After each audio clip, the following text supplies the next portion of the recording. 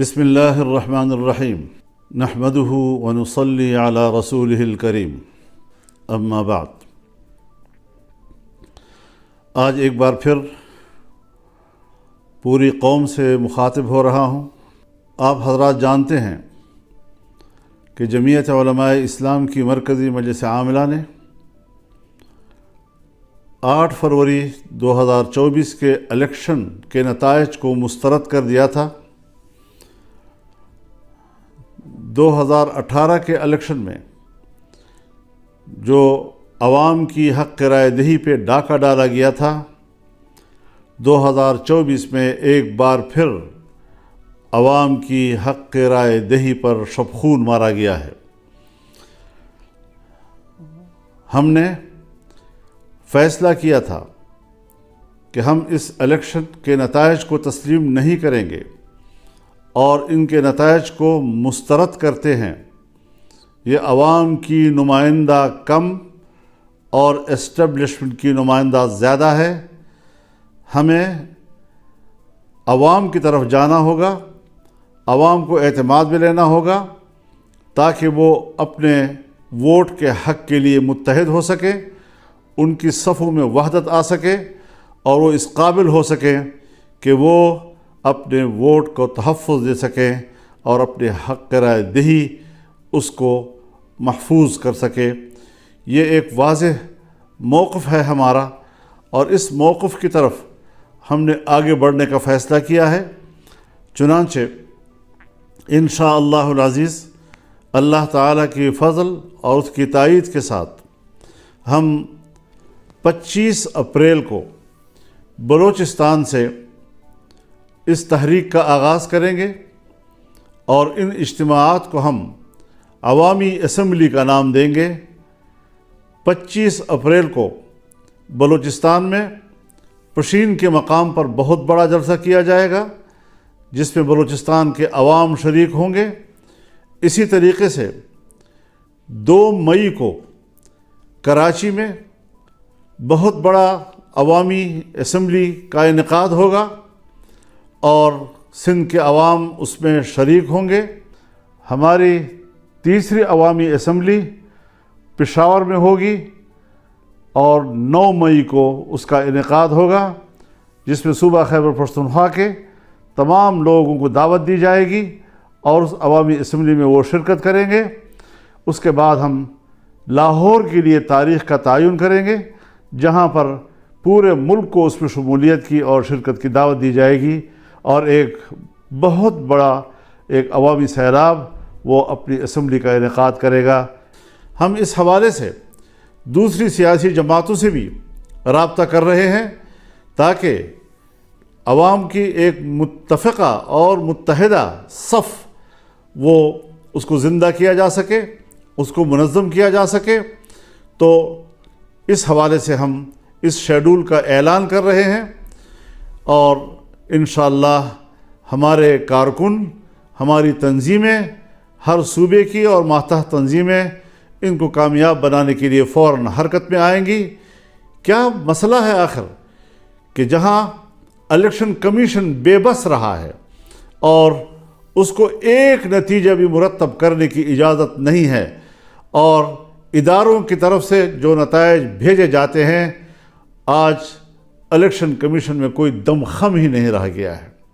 ہماری civil bureaucracy اس میں تو جو مداخلت ہو رہی ہے اور جو ان کے آئینی اور قانونی اختیارات ہیں اس میں بھی خفیہ ادارے اور ایجنسیاں مداخلت کر رہی ہیں جس میں احتجاج کرنے کا کوئی دم خم ہی نہیں رہا ہے۔ پہلی مرتبہ آج ہائی کورٹ کے ججز نے یہ آواز بلند کی ہے کہ ہمارے معاملات میں بھی مداخلت کی جا رہی ہے، ہمیں دھونس اور دھمکیوں سے ڈرایا جا رہا ہے اور اس پریشر میں ہم لوگوں کو انصاف نہیں دے سکتے۔ اس حوالے سے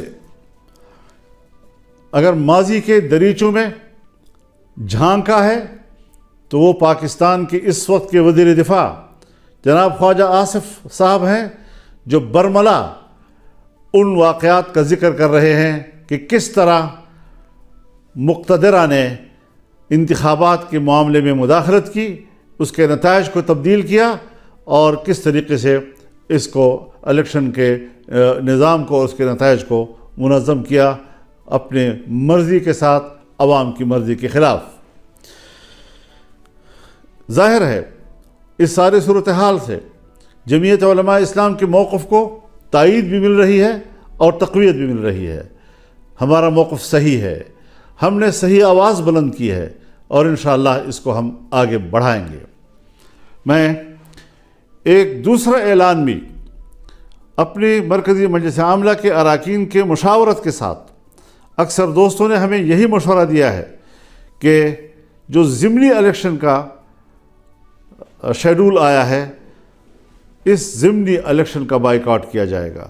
جمعیت علماء اسلام کا کوئی رکن ضمنی الیکشن میں حصہ نہیں لے گا، اور اس حوالے سے یہ بات واضح رہے کہ ہم ضمنی الیکشن چونکہ اسی الیکشن کا تسلسل ہے، اور ہمیں پچھلے نتائج پر اعتماد نہیں، ہم کس طرح سے ضمنی حلقوں میں کوئی انصاف کی توقع رکھ سکتے ہیں؟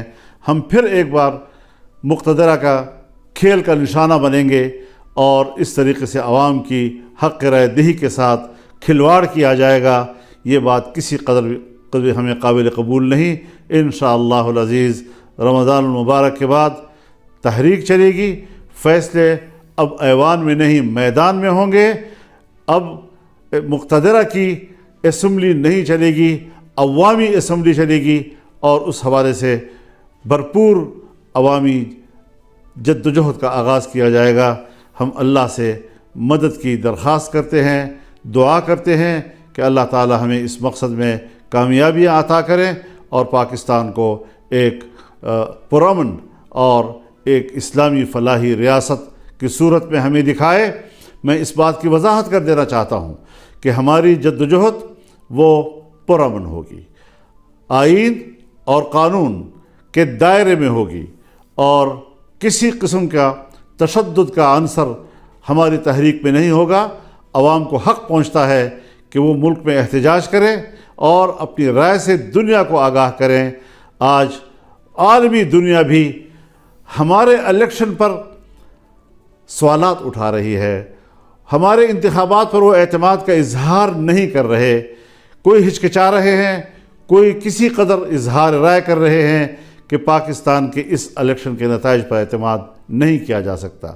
اس حوالے سے ہمارا موقف بالکل حقیقت پر مبنی، خود اعتمادی سے بھرپور، اور انشاءاللہ کامیابی کی منزل سے ہمکنار ہونے کے لیے آگے بڑھے گا۔ اللہ تعالی ہمارا حامی و ناصر ہو۔ وآخر دعوانا ان الحمد للہ رب العالمین۔